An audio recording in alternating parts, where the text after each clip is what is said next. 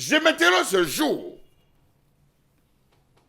sur la question de l'abandon des carcasses de véhicules et véhicules en panne dans les zones urbaines dans ce pays.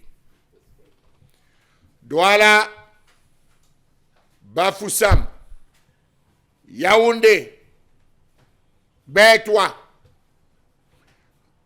Gaoundéré et Bolova. Voilà des villes qui brillent par ce phénomène. Combien de temps une voiture en panne doit-elle rester garée sur la chaussée? École publique, salle de fête à quoi? On ne compte pas le nombre de voitures garées aux abords, abandonnées, délaissées par leurs différents propriétaires. Combien de temps un véhicule ayant un propriétaire identifiable doit-il rester stationné sur la voie publique? À partir de la plaque d'immatriculation au bureau des transports, on retrouve facilement le propriétaire avec toutes ses coordonnées, fût-il mort ou vivant. Un véhicule a-t-il même le droit de rester garé sur la chaussée, sur le trottoir? Je n'ai pas dit le parking parce que nous n'en avons pas. Quel est le rôle des services de remorquage dans ce pays? Est-ce que nos mairies ont un service de remorquage? Est-ce que ce type de véhicule existe même? Pourquoi y a-t-il trop de véhicules garés dans les rues, avenues, boulevards dans ce pays? Rue de Bernabé, plein. Rue Fouche, plein. Rue Jameau, oh là là, ne comptons même plus à deux. Rue Bébé, il dit, on n'en compte pas. Toutes les avenues. Certaines personnes abandonnent leurs véhicules, fonctionnent en taxi, bougent de temps en temps le week-end. Est-ce que les zones urbaines sont devenues des lieux ou des parkings? Il faut voir le soir. Dans beaucoup de quartiers. Bépanda. Vous passez à Bépanda, Dedo. Les véhicules sont garés sur la chaussée à longueur de nuit. Permettez l'expression pour parler trivialement. Le matin, parfois, ça ne démarre pas, on abandonne. Est-ce que ça va déranger? Ce n'est pas le problème. Trop de maisons sont construites en étage sans parking. Comment? L'abandon de voitures, pour rester dans le même sujet, sur la voie publique est devenu courant depuis de nombreuses années. La majeure partie des véhicules abandonnés sont cabossés avec des vitres cassées, sans rétroviseur, sans pneus, pneus affaissés. Il arrive parfois même de croiser sur la route une voiture calcinée, parfois même devenue épave, abandonnée littéralement. Comment comprendre que les cas de véhicules en panne garés le long des routes pendant des jours et des semaines soient récurrents dans les principales villes de ce pays? Des camions, alors, vraiment, excusez, on ne parle plus. Vous avez des camions qui font une semaine, au beau milieu de la route. Des véhicules qui tombent en panne. On ne peut pas pousser, on ne peut pas tracter, on ne peut même pas tirer. Le propriétaire abandonne, il ferme à clé, il s'en va. Succession d'embouteillages.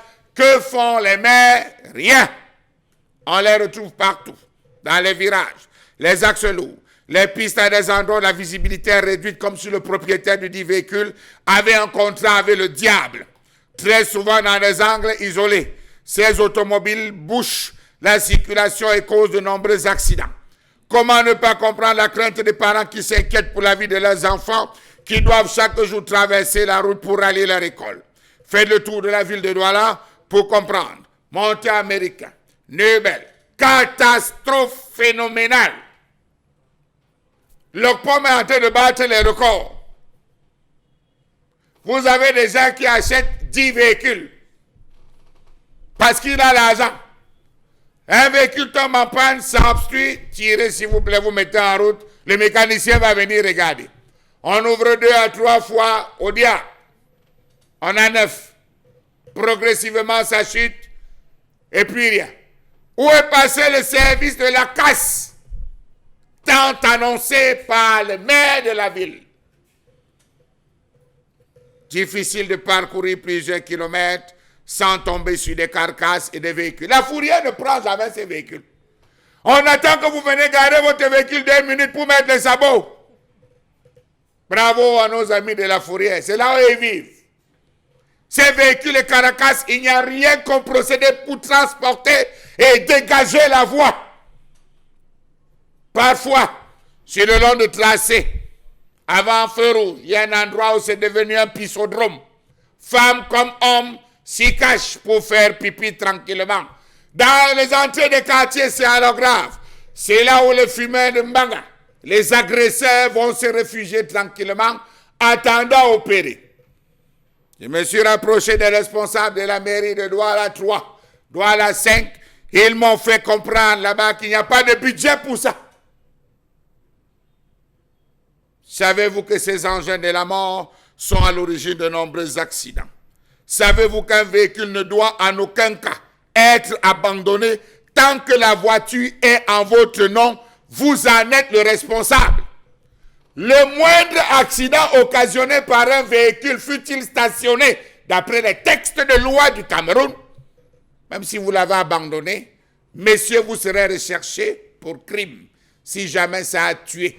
Garé mal, on va venir faire le constat par rapport à comment ça a été garé et disposé à travers l'immatriculation.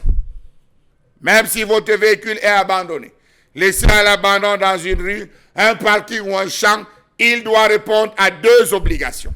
Premièrement, il devra être assuré. Oui, tout véhicule abandonné sur la voie d'après les textes de cette République, même abandonné, doit être assuré. Ce n'est pas parce qu'il ne roule pas qu'il ne peut pas être impliqué dans un accident.